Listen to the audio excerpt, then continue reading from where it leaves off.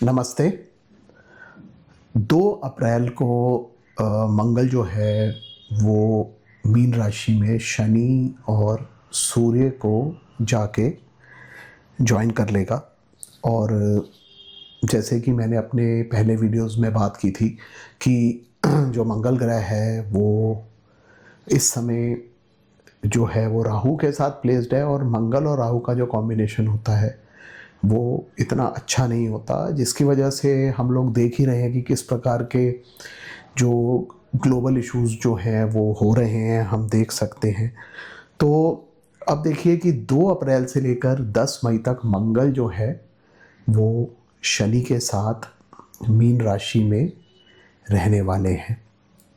अब इस कॉम्बिनेशन के अंदर 14 अप्रैल तक सूर्य भी यहाँ रहेंगे। तो इस वजह से अगर आप देखेंगे तो मैंने इसको ट्रिपल ट्रांजिट इन पाइसिस का टाइटल दिया है।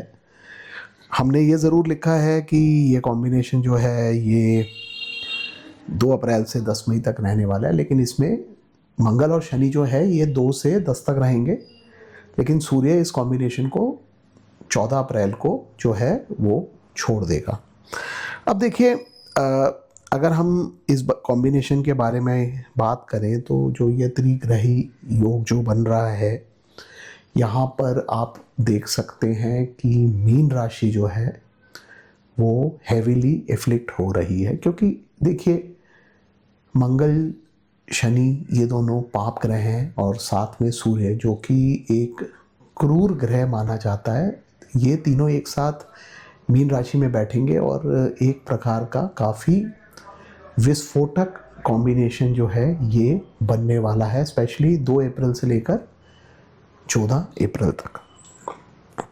अब देखिए, अगर हम इस कॉम्बिनेशन के इम्पैक्ट की बात करेंगे तो देखिए मैं यहाँ पे लिखता हूँ कि ये काफ़ी हाई प्रेशर कॉम्बिनेशन है, जिसमें क्रोध, अथॉरिटी, मिलिट्री एग्रेशन और कार्मिक रिस्ट्रिक्शंस जो है ये सारे जो हैं इसके जो इम्पैक्ट है वो हमारे को देखने को मिलेंगे। अब अगर मैं इस कॉम्बिनेशन की बात करता हूँ तो देखिए मैंने पहले भी मंगल और शनि के कॉम्बिनेशन की बात की है, और अपने और वीडियोस में भी पहले भी बताया है कि जहांगीरनामा जो है उसमें तक ये लिखा हुआ है कि जब भी मंगल और शनि एक साथ हों तो जहांगीर जैसे सम्राट ने भी ये बोला था कि गरीबों में सोना चांदी दान करो, नवधान्य यानी जो 9 प्रकार के अनाज होते हैं उनका दान जो है वो करना चाहिए। और ये चीज़ जो है ये सब लोगों के ऊपर लागू होती है। देखिए मैं कभी भी पर्सनल चार्ट्स के ऊपर गोचर जो है उनको डिस्कस नहीं करता हूँ, आप जानते ही हैं, क्योंकि मैं हमेशा ये बात बोलता हूँ कि इसका जो इम्पैक्ट है वो पर्सनल कुंडलियों में इतना ज़्यादा नहीं होता, क्योंकि वहाँ पे योग और जो दशा है वो प्रधान होती है, और उसी के हिसाब से जो रिजल्ट्स हैं वो आपको देखने को मिलते हैं। जो गोचर है उनका फल जो है वो मिनिमल होता है, क्योंकि गोचर जो है जो आपकी कुंडली में कॉम्बिनेशंस इंडिकेटेड हैं, जो रिजल्ट्स इंडिकेटेड हैं, उन्हीं को ही आपको आके देंगे, because they act like delivery boys, जैसे हम लोगों ने बात पहले भी की थी।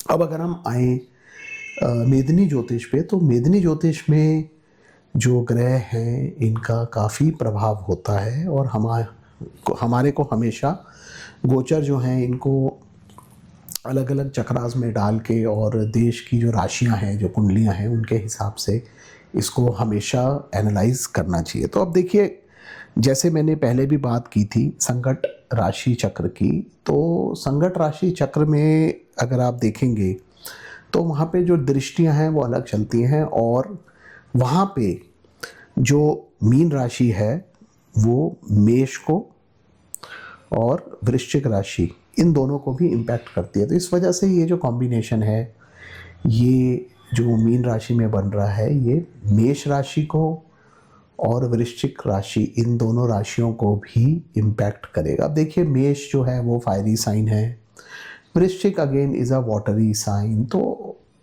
यहाँ पे इसका जो इम्पैक्ट है वो हमारे को काफ़ी डीप रूटेड जो है वो दिखने वाला है, क्योंकि वृश्चिक जो है वो कालपुरुष की अष्टम राशि है। सो अष्टम घर जो होता है वो कैलामिटीज़ को, डेथ्स को, जो षड्यंत्र होते हैं दूसरे देशों के अगेंस्ट, उन सारी चीज़ों को रिप्रेजेंट करता है।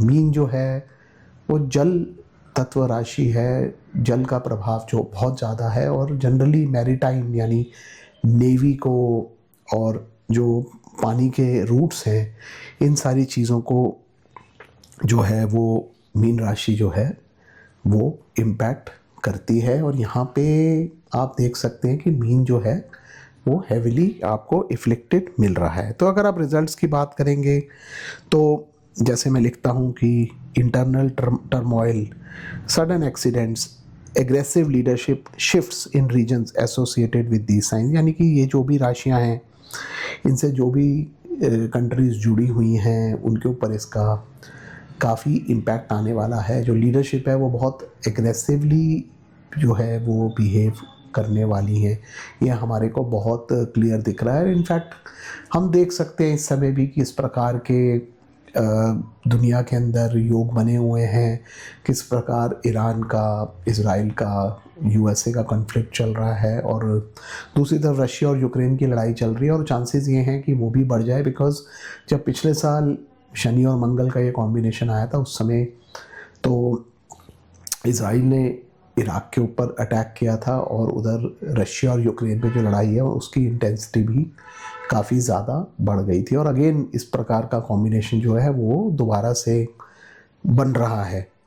अब अगर हम अमेरिका की बात करें तो देखिए, अमेरिका की बहुत लोग जो है कन्या राशि लेते हैं, कन्या लगन लेते हैं, बट हम लोग, जैसे राव सर ने हमारे को बोला हुआ है कि हम लोग सिम लगन लेते हैं यूएस की कुंडली का। और अगर हम देखते हैं तो ये जो कॉम्बिनेशन है जो आप देख रहे हो, ये अष्टम भाव में बन रहा है यूएसए के। मतलब अगर आप ये चीज़ देखेंगे तो अमेरिका का जो अष्टम भाव है उसमें आपको ये कॉम्बिनेशन जो है वो बनता हुआ दिख रहा है, जिसकी वजह से उनके लिए इतना अच्छा नहीं है। आठवां घर, जैसे मैंने बताया कि डेथ को, सीक्रेसीज को रिप्रेजेंट करता है, ट्रांसफॉर्मेशन को भी रिप्रेजेंट करता है। तो इस वजह से यूएस के लिए जो कॉम्बिनेशन है ये इतना अच्छा नहीं है, और there are chances of significant loss of life. और जो उनके पॉलिटिकल स्ट्रक्चर हैं जो इतने सालों से चल रहे हैं, उनमें भी काफ़ी चेंजेस जो हैं वो आपको देखने को मिलेंगे। अब इंटरेस्टिंग बात यहाँ पे ये है कि जो यूएस के राष्ट्रपति हैं डोनाल्ड ट्रंप, उनका भी सिम लगन है, और उनकी कुंडली में भी जो ये कॉम्बिनेशन है वो अष्टम भाव में बन रहा है। तो इसलिए इस वजह से इसका जो इम्पैक्ट है वो काफ़ी डीप जो है वो होने वाला है। अगर मैं इज़राइल की बात करूं तो इज़राइल जो है वो मल्टीपल फ्रंट्स के ऊपर ओपन वॉर को डिक्लेयर करने वाला है। इनफैक्ट उसने देखिए इराक के अगेंस्ट तो कर ही दी है, बट अब इस चीज़ को लेके वो और ओपनली आने वाला है, और आप देखेंगे कि मल्टीपल फ्रंट्स पे हो सकता है उसको लड़ाई का सामना जो है वो करना पड़े। जैसे मैंने अभी पहले भी बताया था कि अगस्त 2025 में जिस प्रकार से उसने गाज़ा पे अटैक किया था, उसको कम्प्लीटली डिस्ट्रॉय कर लिया था, तो again similar kind of combinations बन रहे हैं। तो हो सकता है कि गाज़ा की ही लाइंस पे वे और देशों में भी अटैक करें और टेररिज्म को कम्प्लीटली ख़त्म करने की कोशिश करें। तो ओवरऑल आप देखेंगे कि लड़ाई जो है वो हमारे को बढ़ती हुई यहाँ पर दिख रही है। अब अगर हम इंडिया, पाकिस्तान, अफ़गानिस्तान इस जोन की बात करें तो देखिए, जो पूरा भारतवर्ष है जिसमें ये सारी कंट्रीज़ आती हैं, इनको हम लोग जो है वो मकर लगन देते हैं, जैसे आप लोग जानते ही हैं। और मकर लगन से ये कॉम्बिनेशन जो है तीसरे भाव में बन रहा है। अब तीसरा भाव जो है वो नेबर्स को रिप्रेजेंट करता है। तो आपसी पड़ोसी देश हैं ये, तो इसलिए पड़ोसियों में प्रॉब्लम्स जो हैं वो तो यहाँ पे होती हुई हमारे को दिख रही हैं। बड़ी क्लियर सी यहाँ पे ये जो है ये इंडिकेशन जो है यहाँ पे दिख रही है। यहाँ पे जैसे मैंने बताया था कि मेष और वृश्चिक दोनों राशियाँ जो हैं वो इम्पैक्ट हो रही है। तो इस वजह से क्या होगा कि जो मेष राशि है वो मकर से चौथे स्थान को रिप्रेजेंट करती है, तो यानी भूमि की जो प्रॉब्लम्स हैं वो भी यहाँ पे आपको होती हुई जो हैं वो दिखेंगी। लड़ाई जो है ज़मीन की वजह से बढ़ती हुई यहाँ पे हमारे को दिख रही है। अब देखिए जो पाइसेस साइन है, जो मीन राशि है जिसमें कॉम्बिनेशन बन रहा है, ये नॉर्दर्न रीजन्स को भी रिप्रेजेंट करता है भारतवर्ष के, यानी कि जो हिंदू कुश से लेकर हमारे ऊपर हिमालय, जो हिमाचल उत्तराखंड वाली बेल्ट है, कश्मीर वगैरह, ये सारी की सारी जो बेल्ट है ये भी इस राशि के अंडर आती है। तो प्राकृतिक आपदाएं होने के चांसेस भी यहाँ पर हमारे को दिखते हैं। देखिए मंगल और शनि एक विस्फोटक कॉम्बिनेशन बनाता है, और लास्ट ईयर भी जब ये बना था तो हमारे को फायर्स वगैरह इस प्रकार के इंसिडेंट्स जो हैं वो देखने को मिलेंगे, क्योंकि एक प्रकार से आप समझिए कि ये विस्फोट करता है। और अब इस बार तो आप देखिए कि ये पानी के अंदर विस्फोट का कॉम्बिनेशन बन रहा है, तो चांसेस ये हैं कि कुछ नेचुरल कैलामिटीज़ हमारे को देखने को मिली। दूसरी चीज़, समुद्र में कुछ दुर्घटनाएं होने के चांसेस हैं जिसकी वजह से जान और माल इन दोनों का नुकसान हो। इस प्रकार की चीज़ें भी यहाँ पे हमारे को देखने को मिलती है। तो मंगल शनि का ये जो कॉम्बिनेशन है ये इतना अच्छा नहीं है। अगर हम जनरल लोगों के लिए बात करें तो जैसा मैंने वीडियो के शुरू में कहा था कि नवधान्य यानी जो 9 प्रकार के अनाज होते हैं उनका दान जो है इस समय काफ़ी अच्छा माना गया है। और जैसे कि मंगल और शनि एक साथ हैं तो इतनी स्ट्रॉन्ग एनर्जीज़ को कंट्रोल करने के लिए किसी भी आप कवच वगैरह का पाठ कर सकते हैं।